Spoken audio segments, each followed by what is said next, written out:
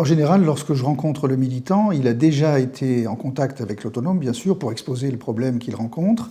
Et on m'a déjà envoyé des mails, des documents qui exposent la situation. Donc quand je le reçois, je suis déjà informé de ce dont on va parler. La première chose que j'essaye de faire, c'est de le mettre en confiance,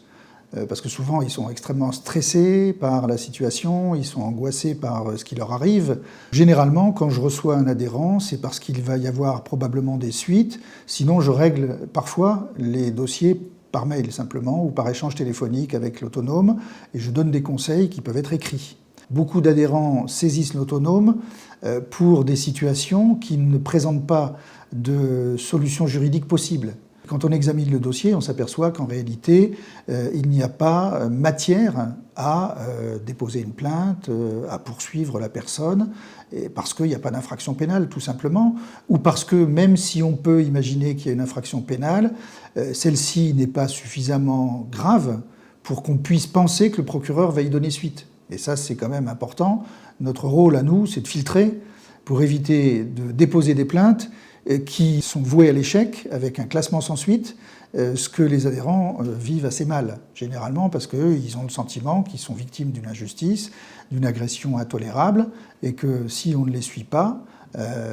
c'est pas normal. Le parquet de Bordeaux reçoit des dizaines de milliers de plaintes par an, le tribunal ne peut en traiter que très peu, donc il faut faire un tri. Alors, dans le tri, il y a des alternatives aux poursuites, il y a des rappels à la loi, il y a des médiations pénales, des choses de cette nature qui sont mises en place, qui sont une réponse pénale, mais qui ne débouchent pas sur une audience devant le tribunal correctionnel. Lorsque le procureur de la République classe sans suite une plainte déposée par un enseignant, nous avons la possibilité soit de nous incliner, c'est-à-dire de ne rien faire et de laisser le classement s'opérer, soit au contraire de ne pas accepter. Donc on peut engager nous-mêmes la procédure à partir du moment où une infraction pénale est caractérisée, évidemment, et on ne le fait que sinon à coup sûr, parce qu'on n'est jamais certain en matière judiciaire, mais en tous les cas avec des chances de succès, et on peut engager donc nous-mêmes la procédure par la voie de ce qu'on appelle la citation directe, après avoir d'ailleurs éventuellement demandé au procureur général d'obliger le procureur à poursuivre si on estime que c'était justifié. Dans certains cas, quand les poursuites ne sont pas engagées par le procureur, malgré des plaintes qui ont été déposées, notamment en matière de diffamation et d'injures par Internet, je me borne, avec l'accord de l'adhérent bien sûr et de l'autonome, à adresser un courrier à la personne qui a commis sur les réseaux sociaux ces faits de diffamation, d'injures, d'outrage, à leur exposer le sens de ma démarche, à leur exposer ce qu'ils ont fait, en leur qualifiant pénalement et en leur exposant que ce qu'ils ont dit, ce n'est pas une conversation entre amis sur Internet, mais c'est bien une infraction pénale qui a été commise. Très souvent, ce que l'on obtient, c'est d'une part le retrait immédiat des propos qui sont considérés comme diffamatoires, parce que là, il y a une menace de poursuite, bien sûr, en cas de maintien de ces propos.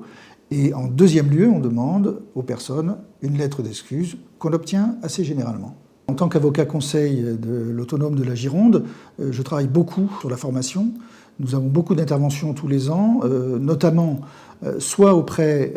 de directeurs d'école, soit auprès de principaux de collège ou de CPE, pour faire des formations qui sont essentiellement sur la responsabilité civile et la responsabilité pénale, qui est une grande préoccupation des enseignants qui ont peur de voir leur responsabilité engagée. Nous faisons des formations à direction notamment des écoles primaires sur tout ce qui concerne l'autorité parentale. Et puis il y a aussi des formations qui sont faites de manière institutionnelle dans le cadre de l'INSPE, dans la formation initiale donc, des futurs professeurs des écoles. Et c'est quelque chose qui est important, je pense, de faire connaître le cadre juridique dans lequel ils sont amenés à intervenir, les problèmes de responsabilité, toutes ces questions qui se poseront à eux dans leur carrière professionnelle.